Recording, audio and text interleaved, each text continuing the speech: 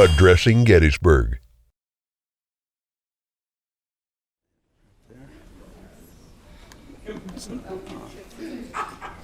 Oops.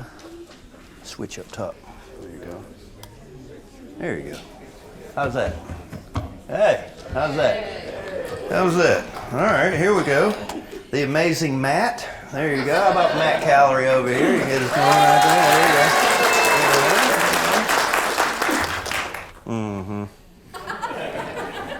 Oh, Matt. That's John Wayne's kid over here doing the laughing. We had a kid here a couple of weeks ago. It was such a fine presentation that he was up there by Miss Amy. Miss Amy's here, Angie, about 3 rows below you. Anyway, the ranger, whoever it was, out-of-town guest, paused in between speaking, and I was standing up here, and I was like, who is snoring over there? I was like, and then some kid laid out across so I don't know. It's gonna, yeah. All right, so what we're gonna do today is we're going to talk about Dan Sickles and the New York Monument Commission. Now, in true Ranger fashion, I had to give the title for the program before I actually wrote the program. So my intentions were to talk about the New York Monument Commission. What I ended up with, or what interested me in the end, I should say, I could give you all these stats about and I will, about monuments and all this stuff. But my objective here, secondary objective or primary objective or dual objective, is to try to show you what Dan Sickles did with the New York Monument Commission, what Dan Sickles' opinion, his opinion, was of the Battle of Gettysburg, and number 3, try to show you what Dan Sickles was like as a person. And the title does not reflect that, you know, but it does reflect that the talk centers on the post-war years. Okay? So if I'm wandering around or not talking about the New York Monument Commission, that's the reason right there. In 1886, New York, the state of New York, created a Monuments Commission and named Sickles the head chairman. Here in this great task of his life, he would serve beside fellow New Yorkers Henry Slocum, Joseph Carr, and Charles Richardson to honor the men from the Empire State, the largest percentage of any northern state killed or wounded at the Battle of Gettysburg. During the course of his work, he would direct the erection of the New York State Monument, which is today in our National Cemetery, and scores of other smaller monuments, and along with the supervision of sculptors, artists, surveyors, engineers, and foundries. From the work of his commission with New York sprouted granite and bronze symbols of men who strode in battle decades before and which still stands to this day. Sickles would also oversee a comprehensive 3-day map and also make sure that his men, those boys in blue that have fought beside him, would attend reunions and monument dedications and be fed and housed. Sickles devoted countless hours and gave everything he had in this role or in this endeavor. But Sickles, to make the understatement of the program, was a complex man. And one thing that always was in the back of Sickles' mind was his legacy. You want to understand Dan Sickles, what does a politician care most about? He cares most about his reputation, right? All right. That will stop the comments there. So how would history remember Sickles or remember himself and the decisions he made on this battlefield? So this, ladies and gentlemen, is the story of Dan Sickles and the post-war years. So before that, how many of you, I don't mean to put you on the spot, but how many of you, and this is fun for me, I hope I have a few here, how many of you have never heard the story of Dan Sickles before? Anybody in the crowd? Pirates? Who else? You're not gonna, girlfriend not gonna raise her hand? No, I'm not gonna. to be that guy. All right. Right there. So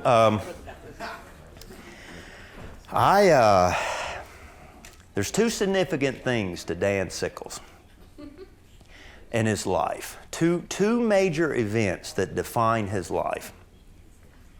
Well, he wouldn't agree with that, but to me it is. There was an incident in 1859, which if you don't know, keep laughing, madam.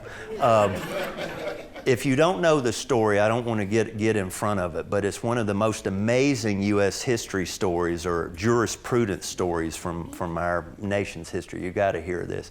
And then number two, I would think the seminal event of his life was Gettysburg and the decision. Now, we're going to spend more time on Gettysburg and the park and everything, but you will never understand Sickles without understanding the backdrop.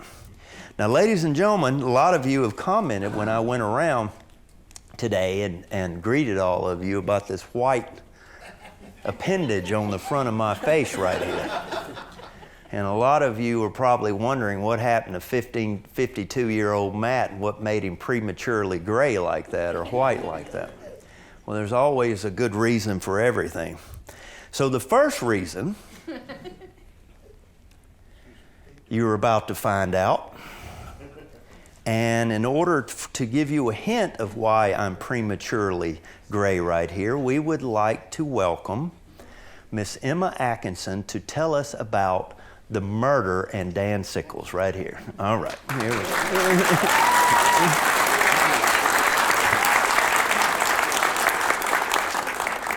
Now, my original plan was to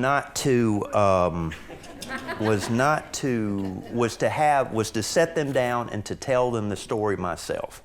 But before I even got out of bed, on Sunday mornings, they come rushing up the stairs, all right? And so when they came in the bedroom, they piled in, and I told them my story while I was laying there, what I intended to do, and they just said, "No, Dad, we'll just read it." I said, "Okay, all right." So out went the story I did. Now, for those of you that are Gettysburg aficionados or Sickles aficionados, I'm simply using Wikipedia. Okay, I got it.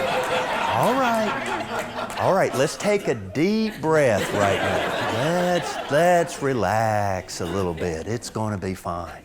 Okay, so, all right, so Miss Emma is going to tell you about the murder. Okay, let me get beside you so maybe you can hear you when you go out. Okay, go ahead, I'll hold it.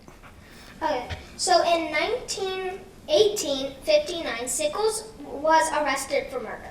His wife had turned to another man for attention. This was Francis Barton Key, son of Francis Scott Key, which wrote the Pledge of Allegiance. Star Spangled Banner. Oh, here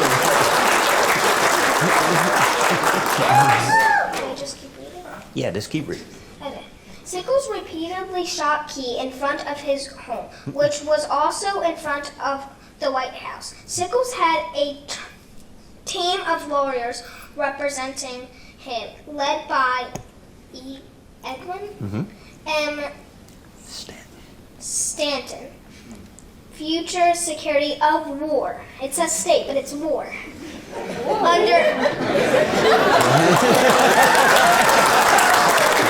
Wikipedia, right? There you go. Under Abraham Lincoln. Sickles was released on what the first successful plea of temporary insanity. Sickles already had a questionable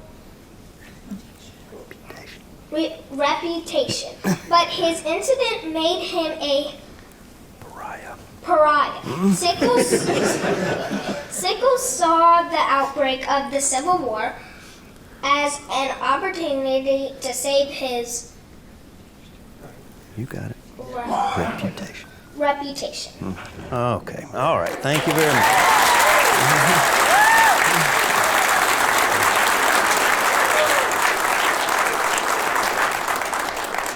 All right, and to show you, okay, so that's this, okay, right here. That's this side right here. And to show you what causes the other half of prematurely graying here is none other than Miss Aubrey Atkinson, who will be coming up here right now to...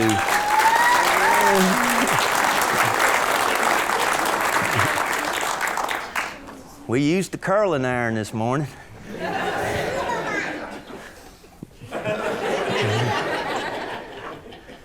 Worked hard on this hair. Right here, let me find where you start reading here. We're down here somewhere. Major General, let's get him a Major General here. You won't get us where you just want to read there? Okay. Now I know, wait a minute. I need, just nothing to do with you. I know what's being said, all right? I didn't change it. It's all part of the, all right, so nothing, all right, go ahead, okay. It's just, I thought it was too good to change. Go ahead, all right, start reading. On June 27th, Hooker resigned as commander of the Army of the Potomac. Among the corps, commanders suggested to replace him, the New York Herald actually suggested Sickles as the best commander for the job. On June 28th, 3 days before the Battle of Gettysburg, Lincoln appointed General George G. Meade to replace Hooker. On July 1st, the first day ended in Confederate victory. Meade worked to quickly put his forces in place for the next day battle. Early on the morning of July 2nd, Meade sent a message to Sickles with the instructions to place his 12,000-man corps on Sedimentary Ridge. He was specifically ordered to connect to General Winfield Scott Hancock, his 2 corps on his right, and extended his line to Little Round Top on his left. Sickles, not impressed with his new commander or his orders, rode to Meade's headquarters about 11 a.m. and waited to see Meade, but the commander was busy at the time. Feeling ignored, Sickles returned to his troops. He decided he did not like his orders. A mile to his... Pause. New sentence. A mile? A mile to his front was Emmitsburg Road, which was higher ground than he assigned to occupy. He also did not like the fact there were rocks and trees along his line. Sickles, without orders or without informing the other corps commanders, moved his corps forward about 1 mile.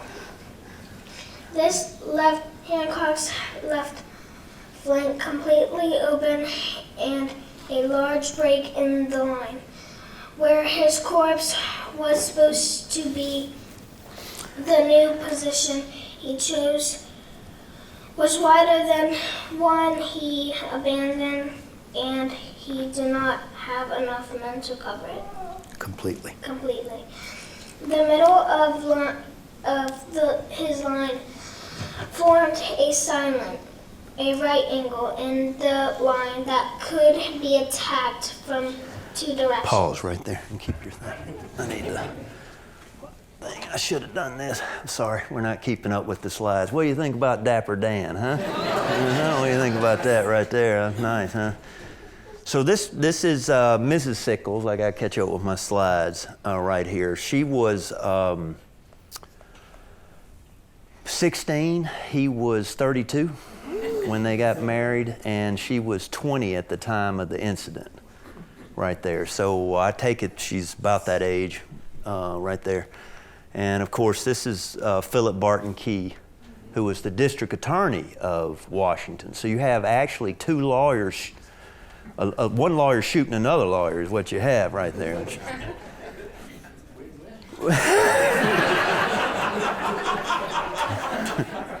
And there you go. And so, anyway, getting to where Emma is, I put this on here. I didn't know if any of you have seen this, but this is, it didn't show up too well, but this is the best I could do getting the whole page. This is Sickles' home, this is Sickles' home on Lafayette Square in Washington. This is what the house looked like. And that is a depiction of Philip Barton Key talking to Mrs. Sickles. You can't make her out, but she's in the window up there. And they used to rendezvous with that. Anyway, they had a house which they would rendezvous a couple blocks away. That's one thing this program taught me. I thought the rendezvous house was across town, like maybe in Georgetown or something. But no, it's like 2 blocks from Lafayette Square down in Washington.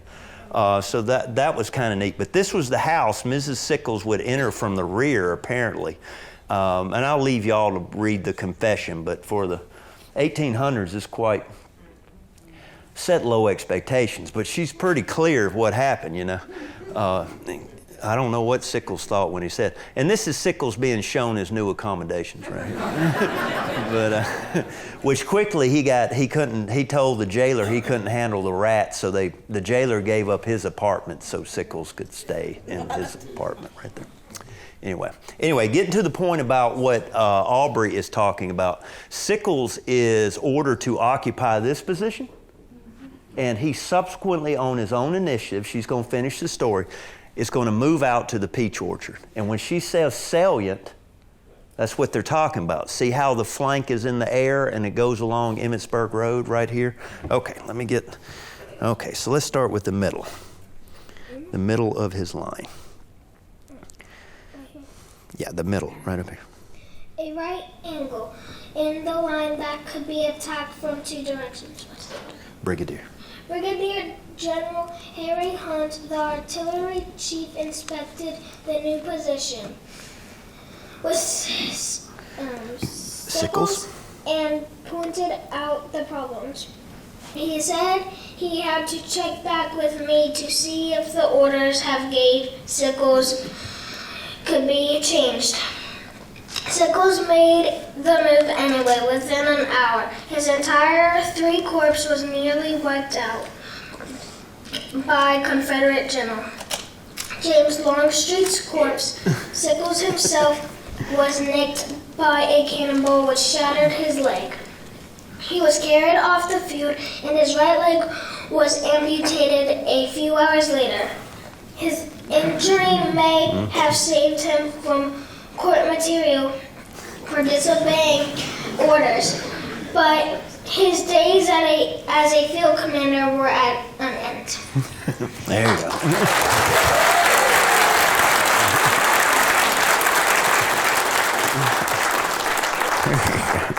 Whew, no pressure there. So the girls were coming out with me on some Sundays this past summer for the black powder. I wouldn't have to come in all day, and I'd come out and do 3 or 4 hours on Sunday and go home, since it was my normal day off. But that's where we got started. I had them get up in front of the crowds and start doing the safety message, this past winter. So they're slowly, just like Ben did, if you look in those things, they're slowly acclimating to getting out here. Thank you, ladies. That was very, very good for you, ladies.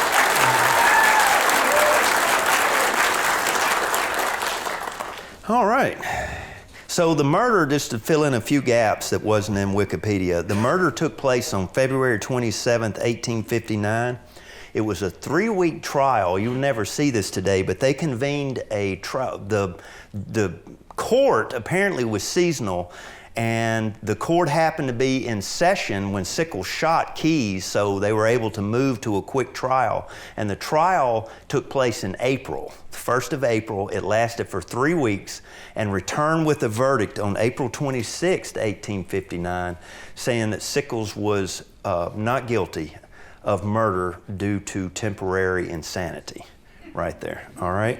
I could do the whole program, and then one day, there's so many good ideas you could do here. Maybe one day we'll do the whole program on Sickles and the murder trial.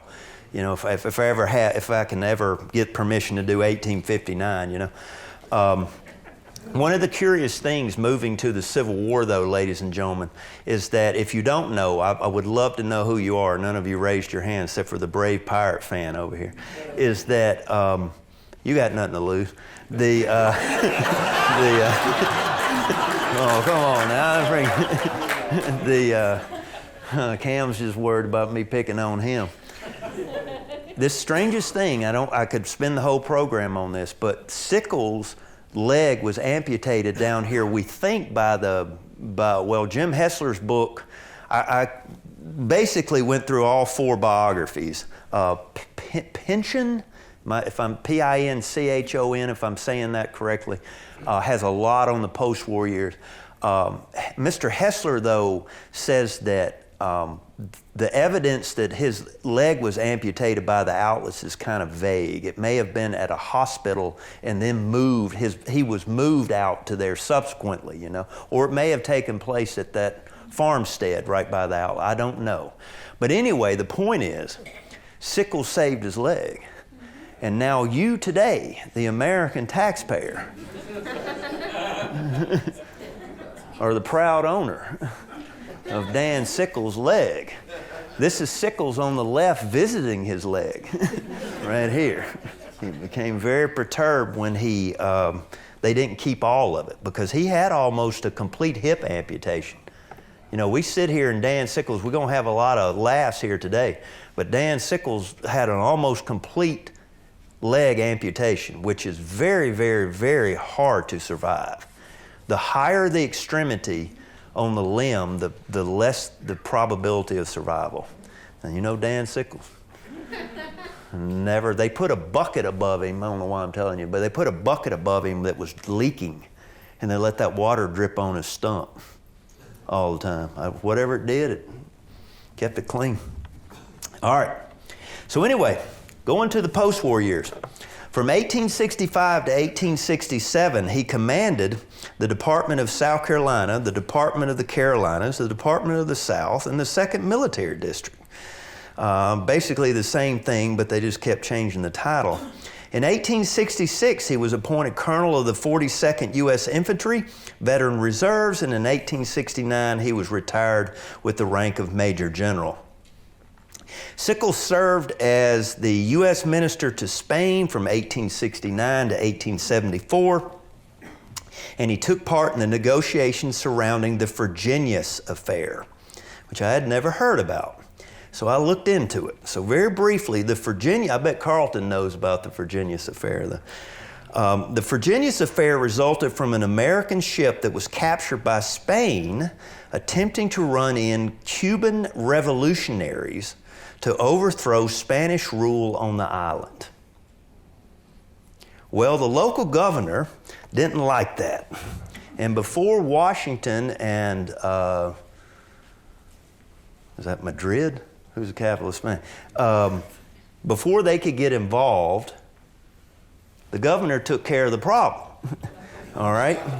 And he ended up shooting 53 men as pirates. Yeah. And America was not happy. Washington told Sickles, meaning the capital, told Sickles to get after the Spanish government about it, and guess what? Since he was over there, he did. And Sickles cabled to Washington saying that he was promoting war. In other words, he was right in the Spaniards' faces telling them that this ain't gonna do. Meanwhile, unknowns to Sickles, the Secretary of State, Hamilton Fish, was negotiating directly with Spain and circumventing his ambassador, Sickles. Well, it's probably good that Hamilton Fish got involved because they prevented a war. Because Sickles was sure getting one. And Sickles resigned and came home in a huff. And that sets us up for the New York Monuments Commission. Now, while he was over there, ladies and gentlemen, I would like you to know that Dan Sickles, I don't know my Spanish history, but apparently there was a revolution in Spain and they deposed the monarchy. And so the Queen of Spain fled to Paris, where she was in exile. And from there, I don't know how often, how frequent, it's not really germane to this, Chris Gwynn would like that, germane to this program, but Sickles would travel from Spain to Paris, where he took up, reportedly, well, it wouldn't be an affair. What would it be an affair? Was she dead by then? I can't remember if his first wife was dead by then. It wouldn't matter anyway. He took up a relationship with the deposed Queen of Spain. And ladies and gentlemen, you are about to be, without me having to say anything, we'll see. Sickles has a lot of negative qualities, but as you are about to see, ladies and gentlemen, he also had a very patriotic quality to him also. As you can see, right here, Sickles put country before self.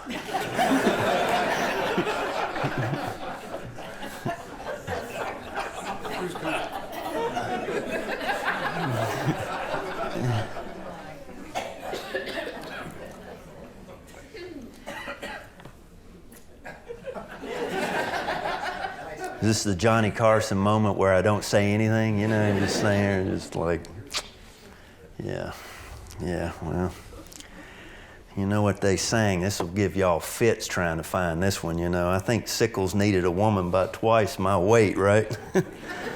A lot of fun who packs a gun with all that other freight.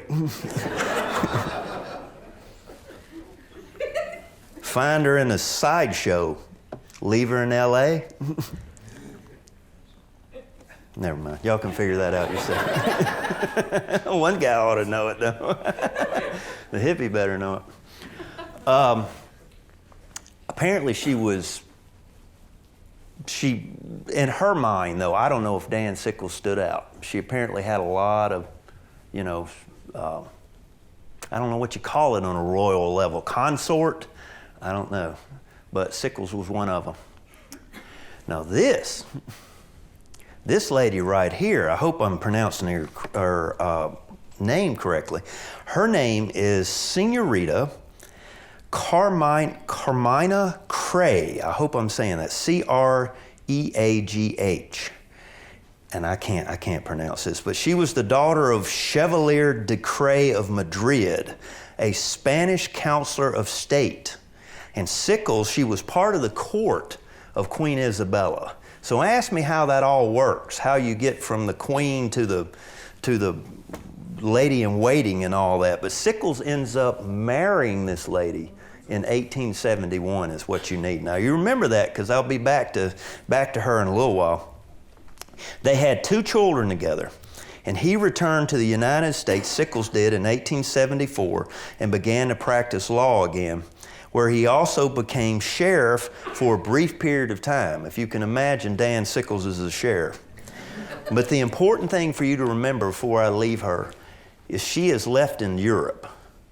I would assume Spain, but she is left in Europe. She does not come to America with Sickles. So Sickles' 2 children are in Europe. His wife, Sickles returns to America alone. As stated previously, New York had created a Monuments Commission in 1886 with the stated goal of the commission was to, quote, determine such positions and movements by means of such records, reports, maps, and surveys as may be had, and by such other aids and means as they may judge necessary therefore, and report to the legislature recommendations to secure the permanent marking of the movements and positions of such troops. Only a lawyer could write such a one sentence. Sickles would use his position as chairman of the NYMC to help secure his version of events of the battle. Time and again, both in personal statements, public speeches, or newspaper interviews, Dan Sickles never wavered from his opinion that his forward movement at the Battle of Gettysburg had been the right one. One good example, in 1902, when the New York at Gettysburg volumes were published, many of you Gettysburg buffs probably have a copy of that, or soon will, right there. The history of the battle and its relations to Sickles' forward movement read like this. Okay, so Sickles sends out a reconnaissance in force. If you've ever wondered why there were Union monuments on the Confederate side of the battlefield, that's from Dan Sickles' reconnaissance on July 2nd. That's why there are Union monuments on West Confederate Avenue today.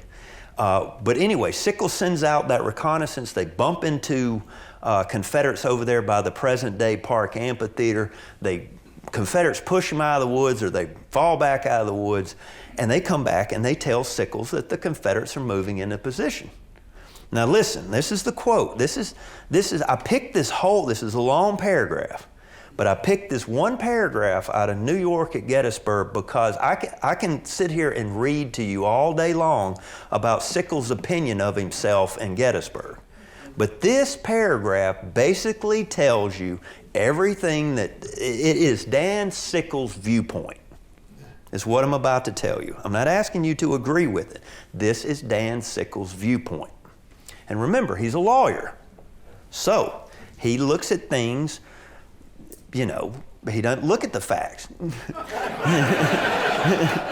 He looks at the law, which are two different things, okay? So facts have nothing to do, all right?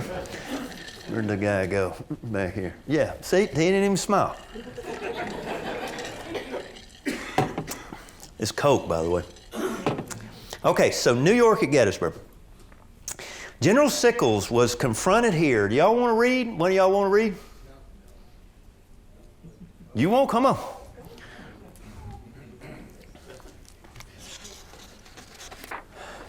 We're going to read that paragraph right there. Let me take the microphone up. Yeah, just start with General Sickles.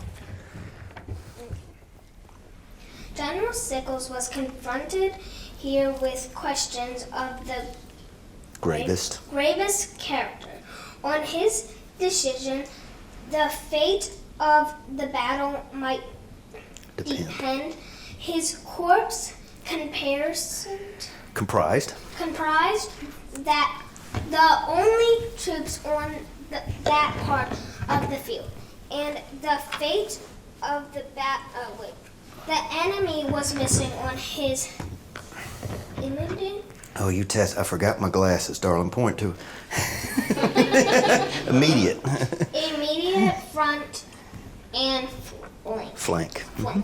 If he occupied around round tops, he could not hold the ground between him and Hancock. That's it. If he reminded where he was, the round tops would be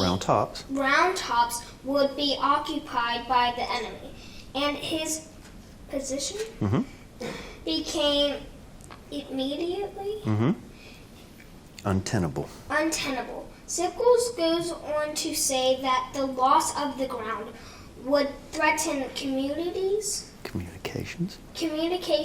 along the Emmitsburg Road.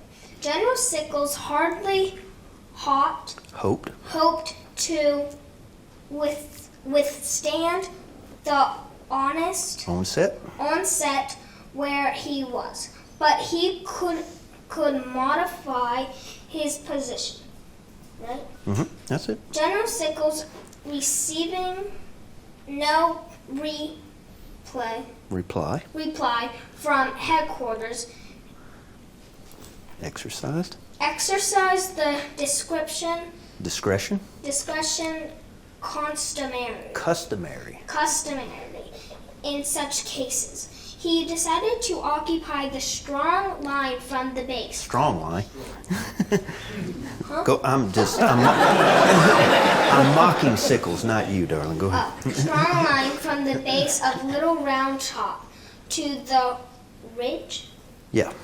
At the Peach Orchard along the Emmitsburg Road and meet the impending attack there instead of awaiting it on the lower ground, which the corps then occupied. All right, there we go. Thank you. I love it. Okay, so to rehash what he said right there is basically he exercised the discretion that was customary at the time, and he moved his corps forward.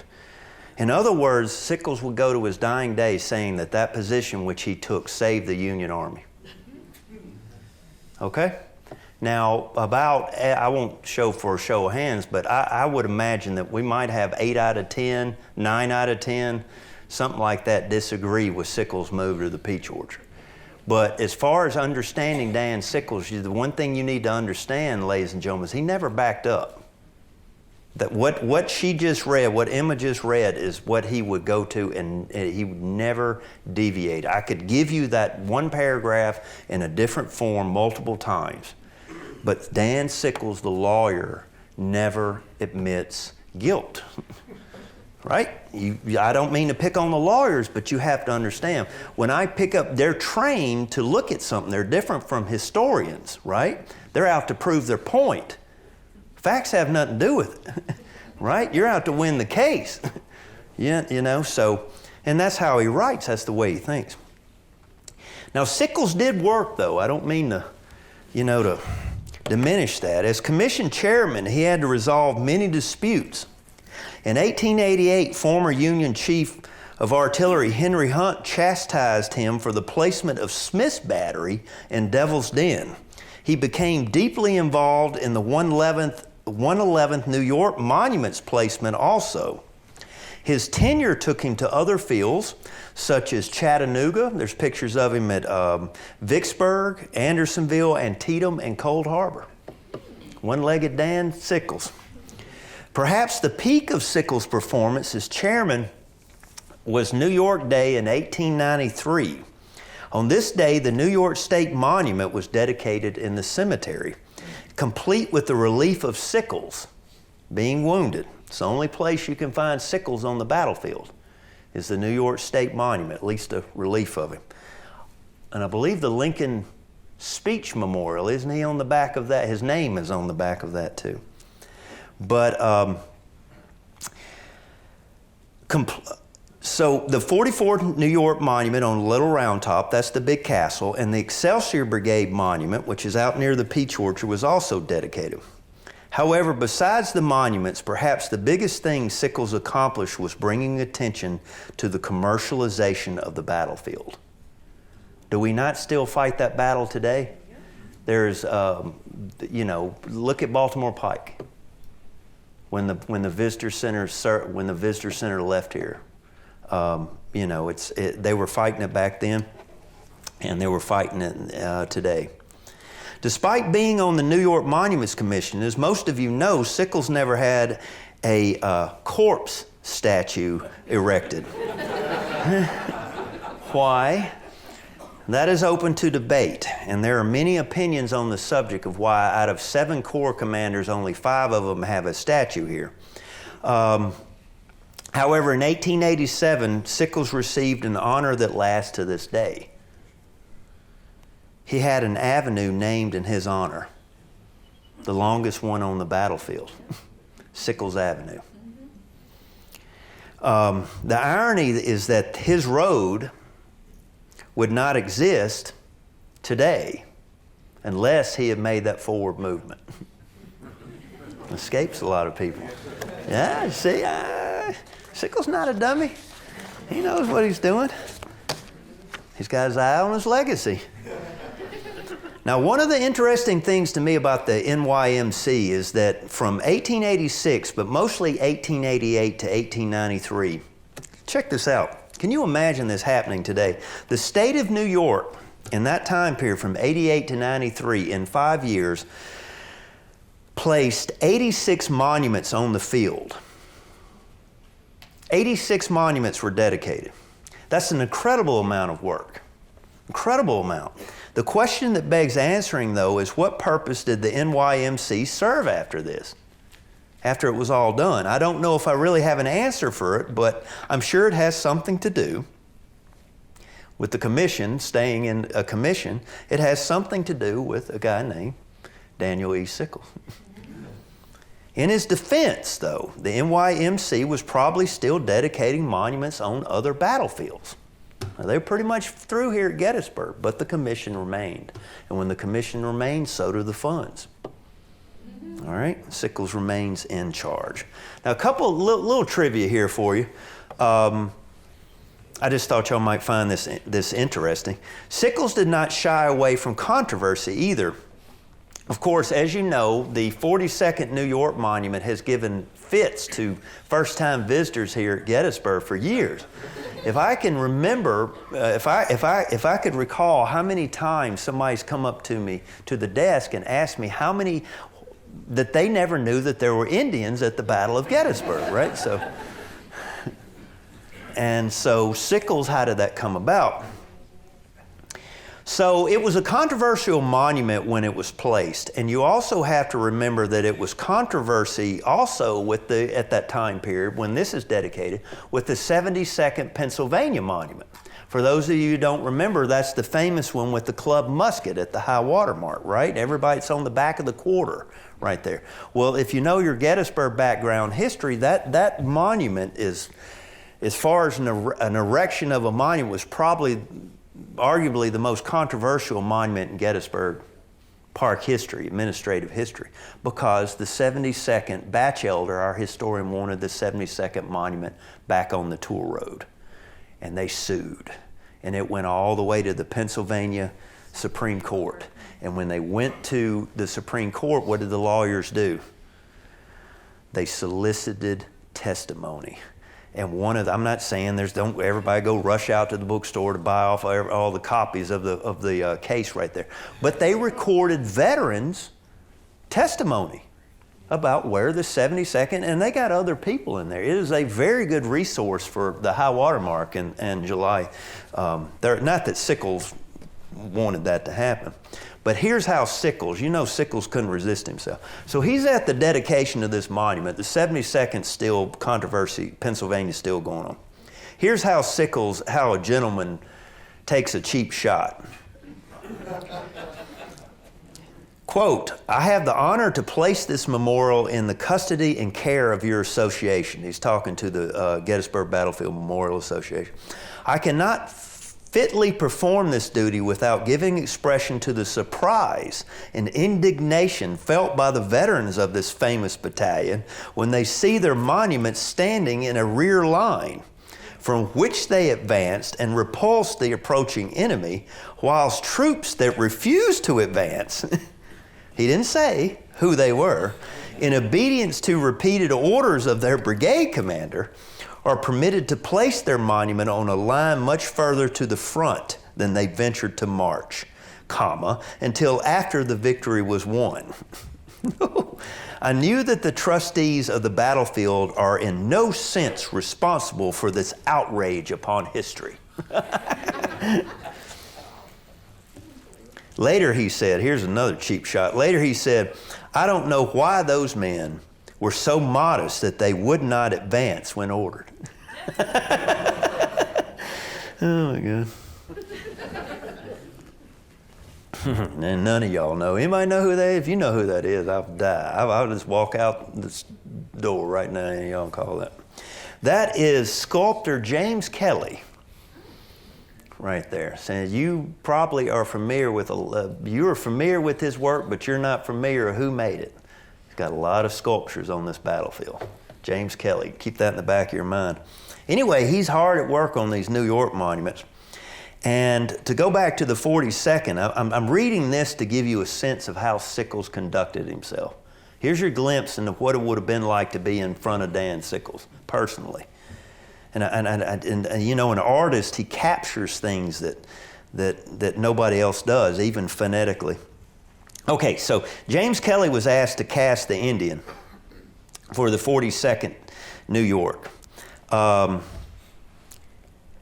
So there was a lot of controversy. According to Kelly, the artist, he was repulsed at the idea but did not want to let down his friend, New York Monuments Commissioner G.W. Martin, in saying the idea for the monument was just plain dumb. Therefore, when he asked Martin how long he would have to cast, the commissioner gave him a month. In other words, this Commissioner Martin is trying to sabotage the whole Indian idea. This allowed Kelly, the artist who didn't want to do it anyway, an out, and he stated flatly he could not cast the 42nd New York in a month. At the meeting, though, was Dan Sickles. And Kelly recorded not only Sickles' response, but his enunciation. So when Kelly tells the commissioners he can't do it in a month, Sickles responds, and this is Kelly's writing right here. There's a hyphen between each letter. What? Piped Sickles. Not do it in a month? Hyphens again. Why? If I were a sculptor, I could do it in a month. Hyphens again. All you have to do is to get an idea. A vivid I-dia. Right there.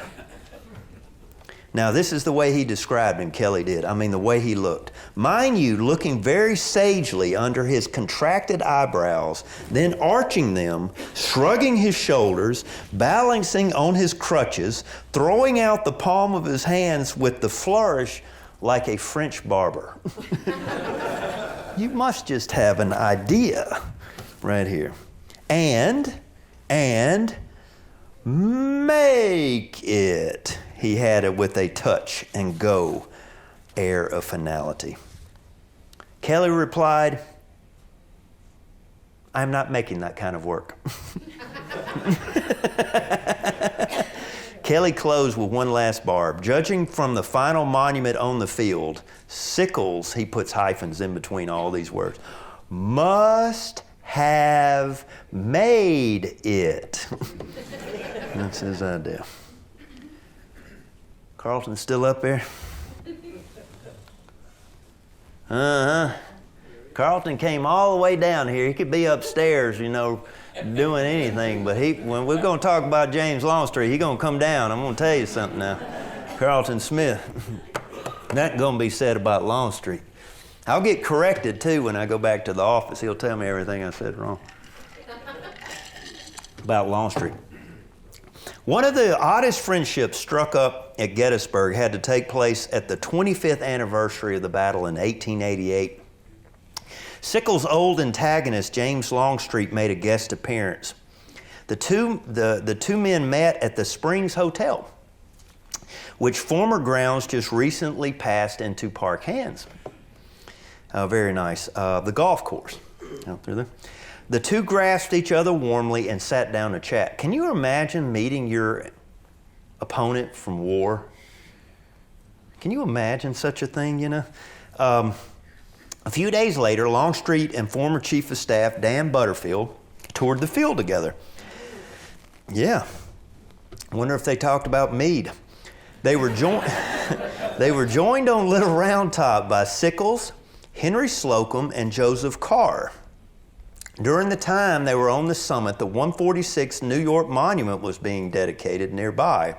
Upon the completion of the ceremony, the crowd rushed to be around the great men. They were later cheered on by the veterans on their way back to the Spring Hotel. Reunification, people.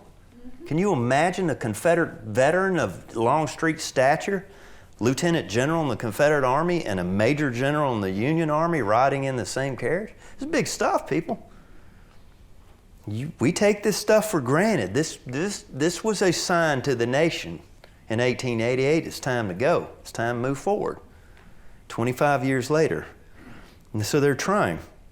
In Atlanta one year in the 1890s, Longstreet and Sickles attended a St. Patrick's Day banquet. When the two entered the hall, the old Confederate veterans arose and gave them a yell. I don't know what Sickles thought of that. Sickles offered a toast to Longstreet and made the amusing proposition that the old general would sing the Star-Spangled Banner.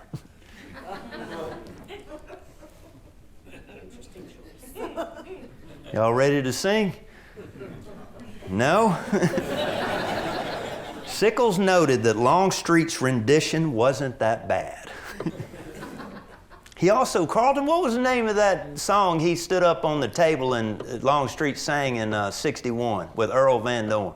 I Puritani. I Puritani, that's right. You'll try to sing that one sometime. Longstreet apparently liked to sing. Afterward, with things running so late, the two could not catch a cab, so they walked back to the hotel, Sickles on his crutches. Of course, the two had imbibed quite heavily, and upon reaching Longstreet's hotel, Sickles said to him, Longstreet, The streets of Atlanta are very dark and it is very late, and you are somewhat deaf and rather infirm. Now I must escort you to your headquarters. Longstreet said, all right, come on, and we'll have another hand shake over the bloody chasm. And so to the hotel they went and possibly had another drink or two. At the conclusion, Longstreet said to Sickles, Sickles, the streets of Atlanta are very dark and you are lame. And a stranger here, and do not know the way back to your hotel. I must escort you home. And out into the darkness they strode. Along the way, Longstreet said, old fella, I hope you are sorry. Along the way, Sickles said, old fella, I hope you are sorry for shooting off my leg at Gettysburg. I suppose I will have to forgive you, for it's Sunday. Forgive me? Longstreet asked incredulously. You ought to thank me for leaving you one leg to stand on.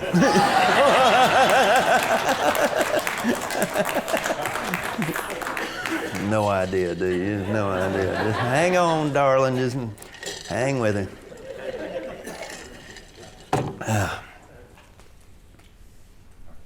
And he said, at the 1893 Gettysburg reunion, the two met again at Little Round Top. I think I got a picture of that. And so when they got to this, on this particular occasion, Sickles was helping Longstreet navigate the boulders. And Longstreet turned to him and said, Sickles, you can well afford to help me up here now. If you had not kept me away so long on the 2nd of July, 1863, the war would have lasted longer than it did. Can you imagine judging such things right there? Isn't that cool? I found that one yesterday. I could hardly wait to put that one up. Who's that? Right there. Yep. Now, Sickles is not in this picture, and I'm not sure what year this picture is from, but this is Little Round Top. See it? Longstreet on horseback. Pretty cool, isn't it? I'd ask you to stand up, John Wayne, but I see you're a little busy over there. Yeah. Once in March 1901, at the second inauguration of William McKinley, what do you think about that one, Carl? You know that one. And on May 30th, 1902, at the West Point Centennial, while reviewing veterans of the Spanish-American War, they shared the platform with Theodore Roosevelt. Yeah. That came out of American Scoundrel. It was their last meeting as Longstreet would die in 1904. But before he died, Longstreet gave Sickles what he coveted the most. In a letter of regret for not being able to attend the Slocum Monument dedication, Longstreet wrote, on that field you made your mark that will place you prominently before the world as one of the leading figures of the most important battle of the Civil War. As a Northern veteran once remarked to me, General Sickles can well afford to leave a leg on that field.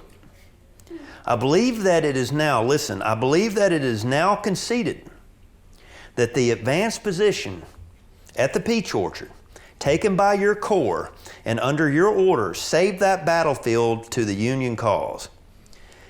It was the sorest and saddest reflection of my life for many years. But today, I can say with sincerest emotion that it was and is the best that could have come to us all, North or South. And I hope that the nation, reunited, may always enjoy the honor and glory brought to it by that grand work. Okay. You know how much flack Dan Sickles has gotten already? He's still alive. You know how much flack? Do you think Dan Sickles, look, you may not like him, but I would not call the man dumb. He's a lot of things, but he's not dumb. He's a very intelligent person, I would say, in my mind. He's able to think on his feet. He's able to react quickly, etc. Basically, and as a lawyer, Basically, your opponent is telling you you did the right thing. If they had a lamination machine back then, Dan Sickles had this in his pocket, and he showed it to everybody that would listen.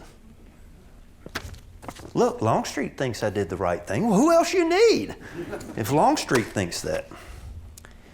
So, I mean, yeah, he had the letter reprinted, sent them to friends, all the Third Corps veterans. He used it at addresses. 9 years afterwards, Sickles was still sending out copies. Yeah. All right.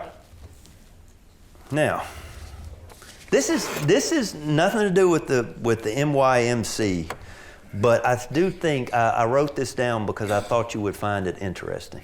You want to know what Dan Sickles was like? I'll tell you. This is a good description. Joseph Twitchell, a former minister with the Excelsior Brigade and the best friend of none other than Mark Twain for 40 years. All right, that's Mark Twain on the left. Of course, over the course of his friendship with Twain, Twitchell recounted many stories of Sickles. And in 1906, Twain had a chance encounter with Sickles in his mansion in New York. In true Mark Twain fashion, he left a detailed impression of the general who he recalled as a genial old fellow. It's what Mark Twain said. It's how Mark Twain writes, so it's Mark Twain. He says, "You couldn't walk across that floor anywhere without stumbling over the hard heads of lions and things. It was as if a menagerie had undressed in the place. Then there was almost a decided and unpleasant odor which proceeded from disinfectants and preservatives and things such as you have to sprinkle on skins in order to discourage the moss. It was a kind of museum, and yet it was not the sort of museum which seemed dignified enough to be the museum of a great soldier, and so famous a soldier. It was a sort of museum which should delight and entertain little boys and girls. I suppose that the museum reveals a part of the general's character and make. He is sweetly and winningly childlike.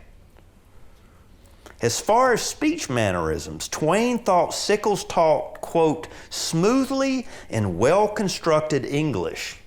His talk is full of interest and bristling with points, but as there is no animation in it. It soon becomes oppressive by its monotony, and it makes the listener drowsy." Wake that guy up over there, will you?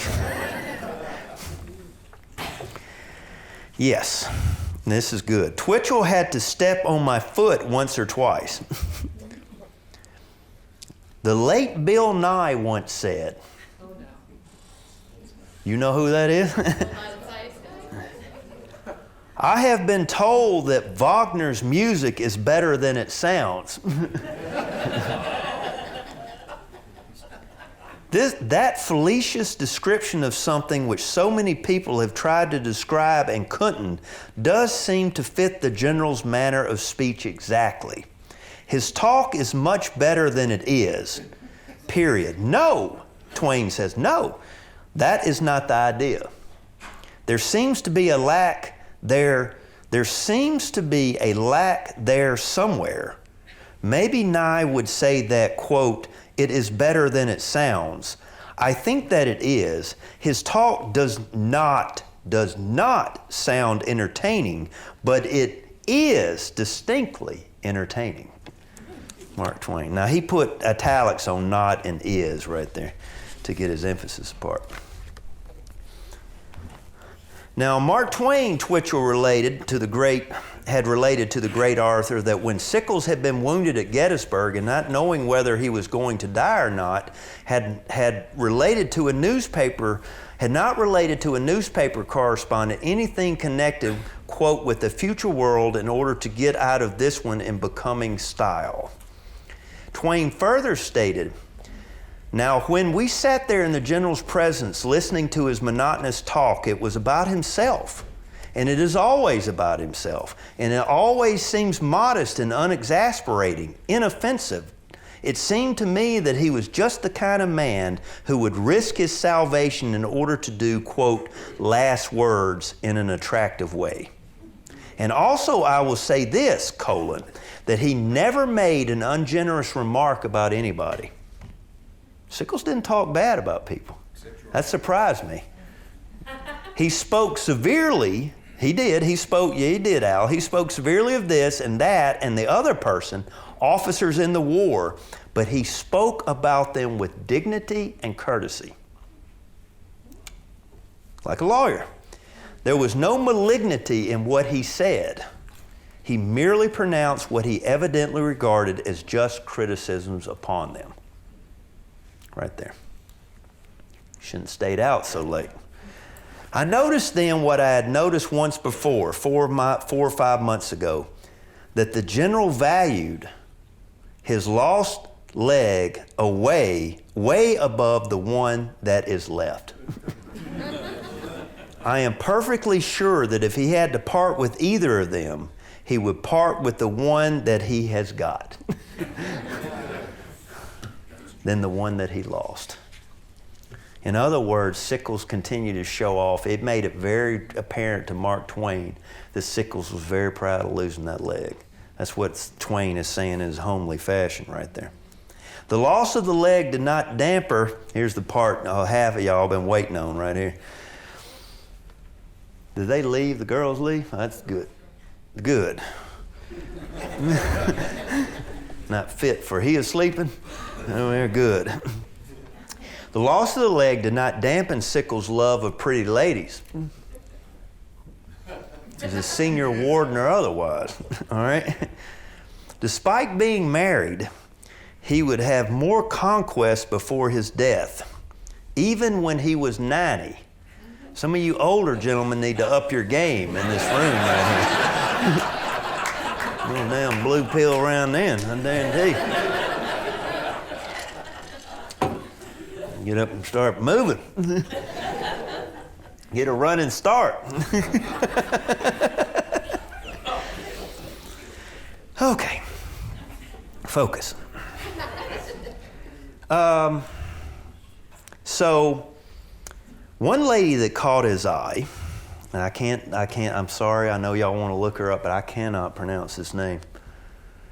This lady right here, her name is Princess, I'll just spell it for you. Lwoff. Loff dash Parlaghy, P-A-R-L-A-G-H-Y, P-A-R-L-A-G-H-Y, Parlaghy. Anyway, she's the princess. She was born in Hungary in the mid-1860s, and her exact date of birth seems to vary slightly from one source to another. She was married for a very brief time to a Russian prince, giving her the royal title of princess, which she carried with her the remainder of her life. It was said that from her marriage she had an income of $1 million a year, which she apparently consumed without difficulty.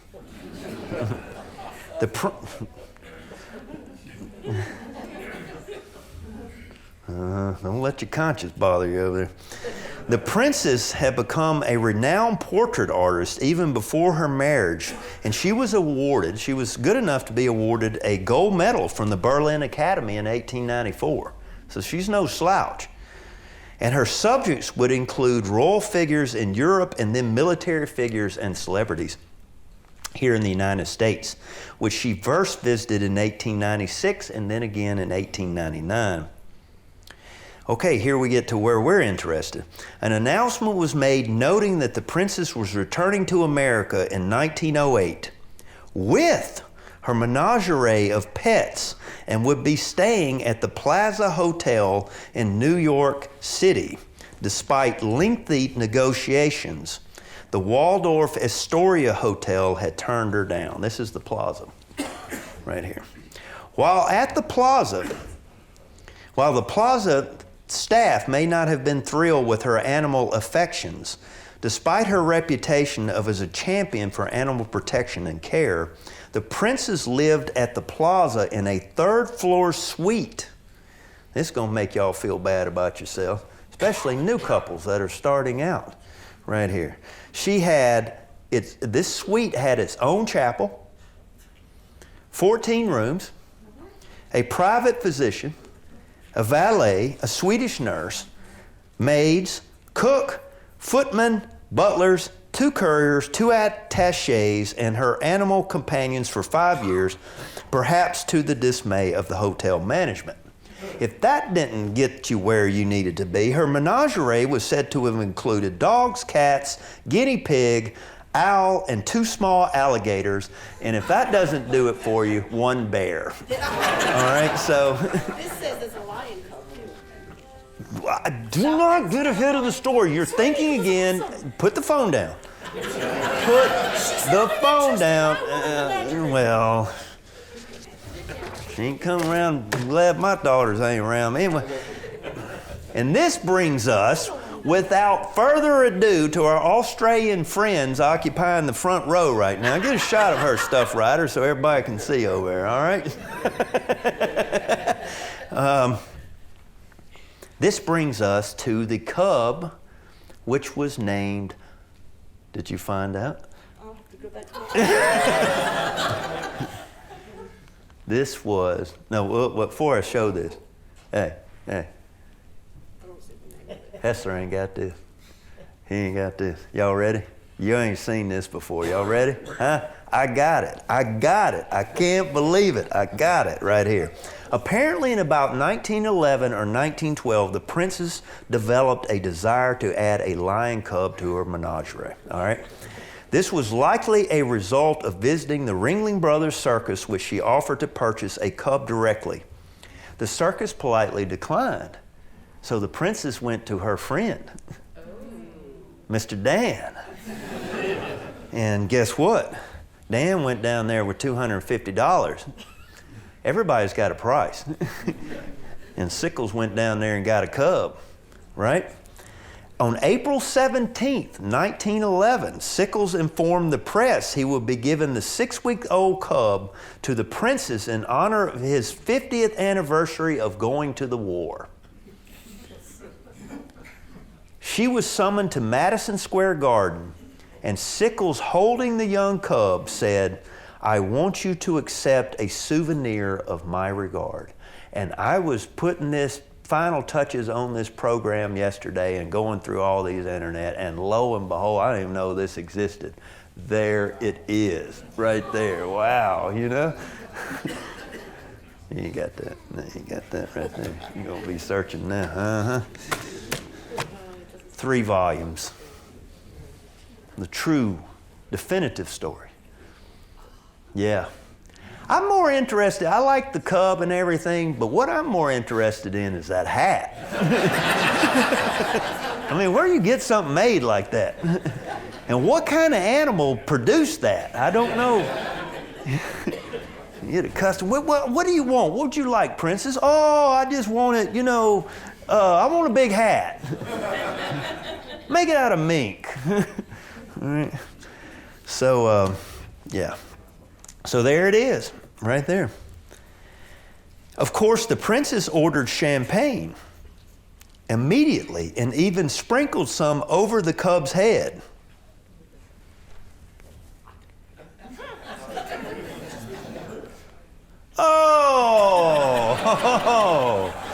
Oh, you can't. I got the champagne. What are you people talking about? I got the champagne. This is the moment. Right here, I got the picture of it.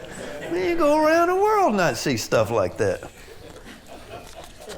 Ventura's, 5:30, Fairfield. Tell you all about it. So anyway, there you go. Anyway, she takes up Goldfleck, tells General Sickles she's going to name it General Sickles, and walks out down the road, gets in the carriage, and takes it back to the hotel. If you can imagine putting a cub in a hotel. And she had, I'm talking about money, people. She hired her own trainer for that cub. If you can imagine. It got out of the house one time, out of the plaza, and it was lured back into the room with a piece of raw meat. I don't know what's happening behind that mask. I think you found it funny.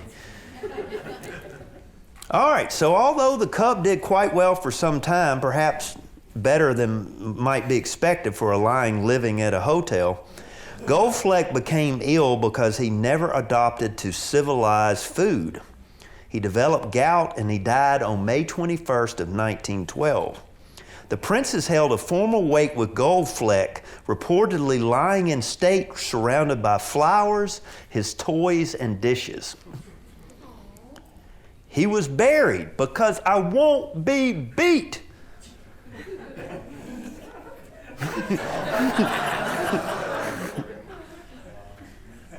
You believe that? He was buried in a pet cemetery. And you can still go in New York City today and see the cub's grave. Yeah, isn't that crazy? It's just, Al's already typing on his blog and everything. Oh, yeah, man. Now, Dan must have been quite smitten with the princess. After sitting for a portrait, he gave her the name of 200 friends that might be interested. If any of y'all can find that portrait, please let me know, because I looked for it. I could not find the portrait of Sickles. Maybe Jim would know. He also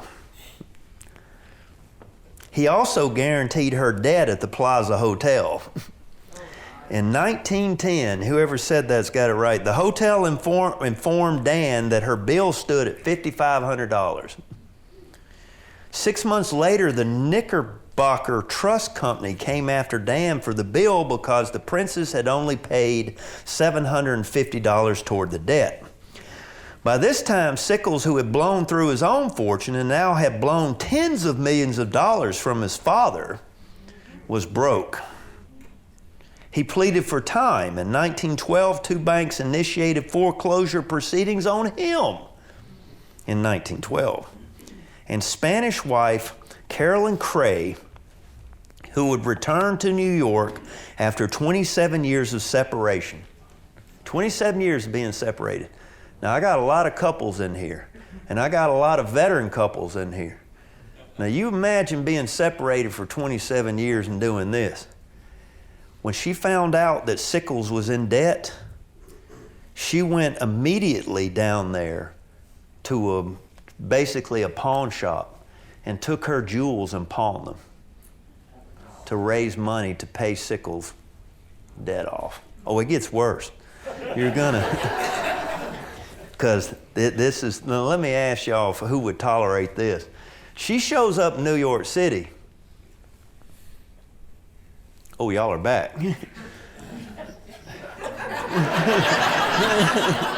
She shows up in New York City, and none other, Sickles, in Sickles' defense, okay, let's try both sides here. She's been gone for 27 years. Amen over here, brother? Okay, so she ain't been around for 27 years. Well, Sickles went and got a housekeeper who accompanied him everywhere, Mrs. Wilmerding, who was his secretary. I know, bummer of a name, but she was there. She was living with Sickles. And let me tell you something. Mrs. Sickles arrives from Europe, and she says, I'd like to reconcile with you, Dan, but, she's got to go. Mrs. Wilmerding's got to go. And Dan, who's 90-something years old, proceeds to tell his wife, he's going to be the master of his house. And Mrs. Wilmerding is staying. So what ends up happening, I often find it refreshing, ladies and gentlemen, that in our time, with all the smut that you see in the news and people trying to catch, people doing things and everything, America hadn't changed. They were doing this stuff back then.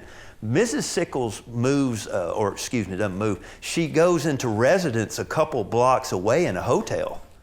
And the paparazzi takes up residence in front of Sickles' house as the standoff ensues in the New York tabloids between Mrs. Sickles and Mr. Sickles and Mrs. Wilmerding.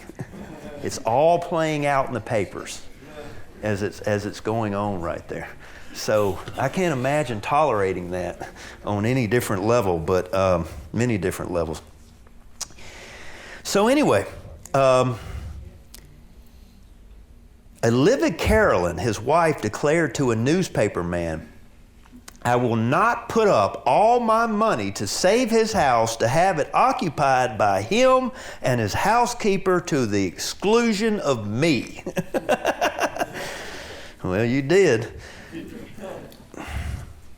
However, even worse was about to befall the general. New York State Comptroller William Sumner audited the New York Monuments Commission books for 1912 and came up with a discrepancy in the expense account of, can you imagine this much money being spent today, of $445,641 expended.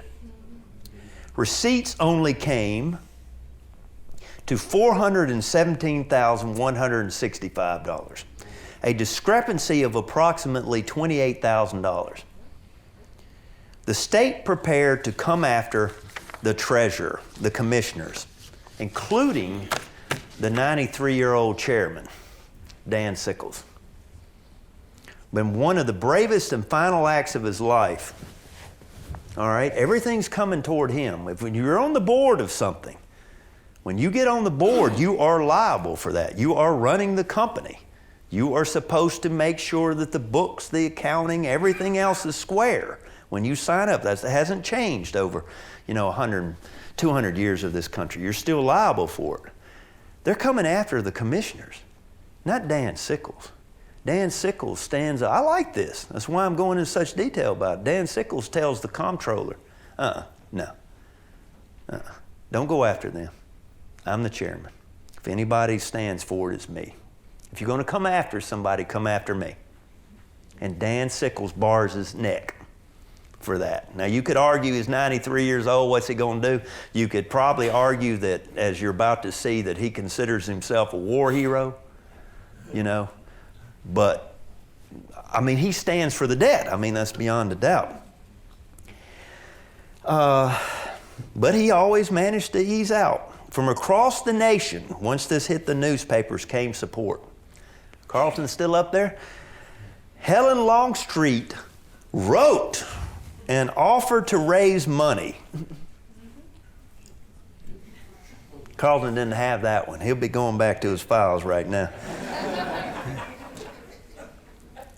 A gentleman from Ohio offered to pay the entire debt, and Sickles' son Stanton put up $5,000 of his own money, bringing the total down to $23,000. Long story short, a $30,000 surety, if I'm saying that right, surety bond. Surety. I can't see my lawyer over there in the middle of the crowd to tell me something. Well, let's just sue somebody. Was arranged for him. The bond was arranged for him and the sheriff who knew Dan personally. So when the sheriff came to the house to place him under arrest, you're talking about a 93-year-old man here, ladies and gentlemen. Dan Sickles, he knew he was coming, and the tabloids knew he was coming, and all the reporters gathered in front of his Fifth Avenue mansion to see the old man arrested for embezzlement. The sheriff, so everybody's there. The sheriff simply comes into the living room. He takes Dan Sickles. Let me say, stand up for me. I ain't got your T-shirt on the thing yet.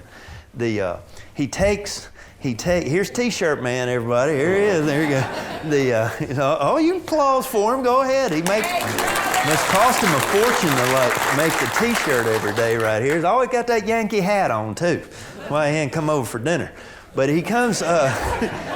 He goes up to Sickles and he simply grabs Sickles' wrist and he says, "General Sickles, I hereby place you under arrest." And he says, and then Sickles posts bond without ever leaving his home. So I forget, thank you. He goes to, so the sheriff is standing there. It's very awkward, he's friends with him. So one more thing was left to be done. The sheriff apologetically had to ask for the $5.29 fee for the bond. "Ah, yes," the general said. Eleanor, Eleanor Wilmerding. Eleanor, please get me $5.29. And you know what the housekeeper said? You don't have it. Yes, dear. Ooh, I'll tell you what, my house is dirty. Me a Wilmerding. Oh, there, we're gonna have to get us something, come over, help us, aren't we, ladies? We all are by ourselves, starving to death. Huh? Just terrible. Thought y'all were tired of Daddy's cooking. Not good enough. Not good enough to get a stepmom, huh? I'm gonna conclude here. I'm close to concluding, but I want y'all to check this out right here. You know, these are the, we have today, ladies and gentlemen, in 2024, going into, how many years is it now since the battle? 161 years after the Battle of Gettysburg, and the vision which Sickles foresaw, this park and everything. I mean, I picked on him a lot. Now, he's fun to pick on. He's got great stories and da-da-da-da-da-da-da. But in the end, what he built, which he had a large proportion in doing, it still stands today. And I wanted to basically close with one of the last speeches that Dan Sickles ever did in his life. He lived for a long time. So I think it captures, this quote here, it captures what I think Sickles wanted to achieve here at the park. Now, you make your own judgments. I don't, you're the audience, so, It's quote, "It is sometimes said that it is not wise to perpetuate the memories of civil war. And such was the Roman maxim." I say that one right? "But our civil war was not a mere conspiracy against a ruler, semicolon. It was not the plot of some militarist to oust a rival from power. It was no pronunciamento." Where'd the lawyer go? Y'all know that. "The conflict that raged from 1861 to 1865 was a war of institutions and systems and politics." There's General Sickles. Here's the high water mark right here. That carriage coming up, pretty cool, isn't it? I would imagine, if I'm looking at this right, this is roughly in the area where that Ambrose Wright iron tablet, Confederate tablet is on the Confederate side. I think that's roughly where that is. General Sickles in his carriage right there.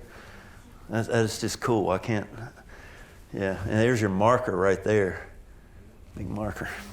So, where was I? "The conflict that raged from 1861 to 65 was a war of institutions and systems and politics. It was a revolution ranking in importance with the French Revolution of the 18th century and with the English Revolution of the 17th century, and universal in its beneficent influence upon the destinies of this country,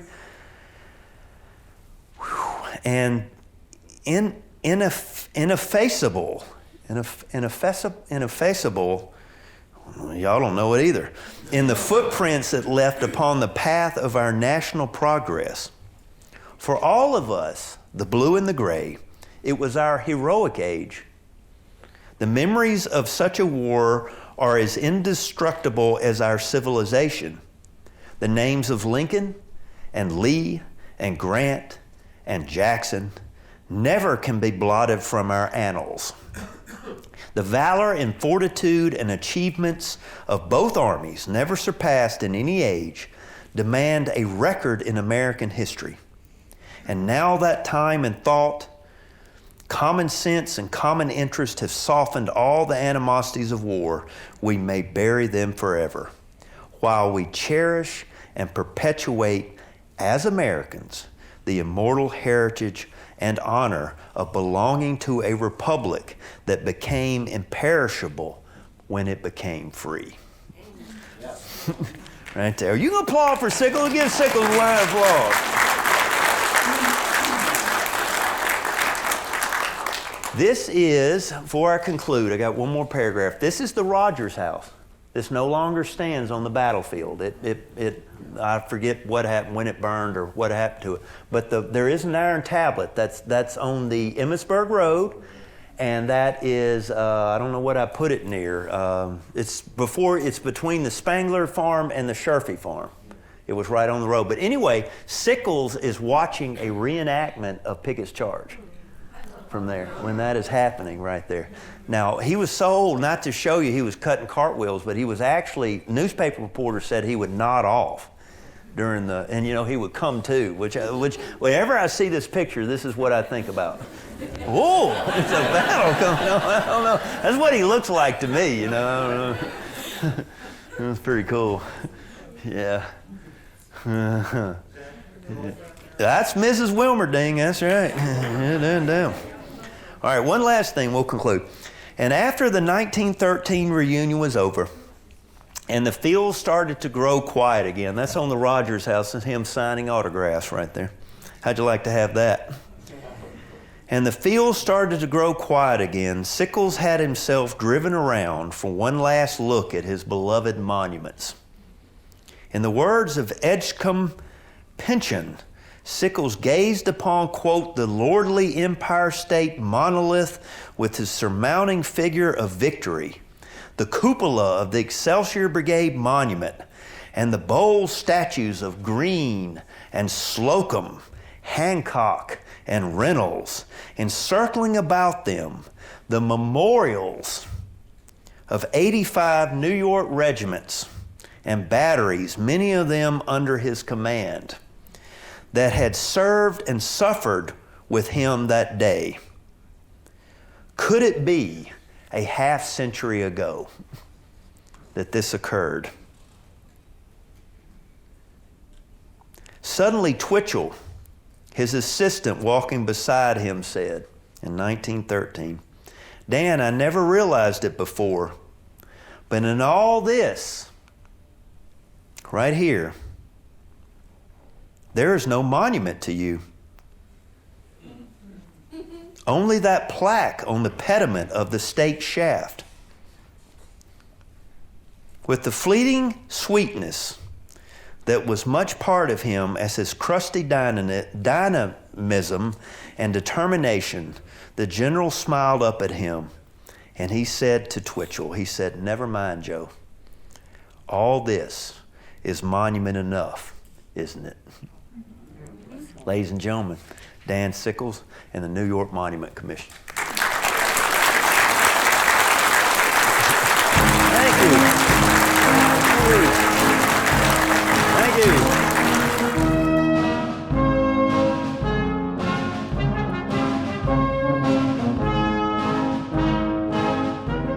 Well, I would say that whatever book you want on Sickles, you pick by the title. So in other words, if you want a book focusing on the Battle of Gettysburg and the history of the Monument Commission, I would probably go with Jim Hessler. If you wanted something on the murder, I would probably go with The Scoundrel. If you wanted a positive biography on him, I would go with The Incredible Sickles, if you would like. So the title basically implies everything that's in the book.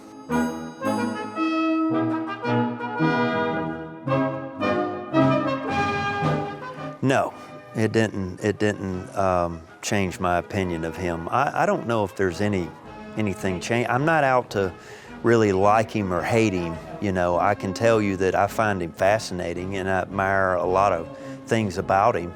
You got to admire a man that's going to take care of business.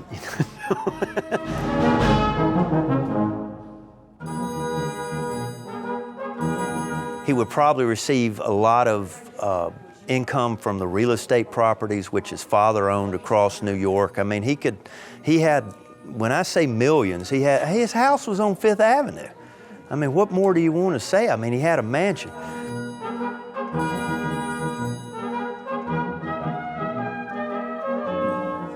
I will be on shortly. It will be after March, and I will be on addressing Gettysburg at the secret location, possibly with Cameron. And I want to say to the viewers of Addressing Gettysburg, thank you for your patience. This book has lasted much longer than any book? Gesticulation, anything that might, no, you didn't like that word. But I'm trying, I swear I'm trying.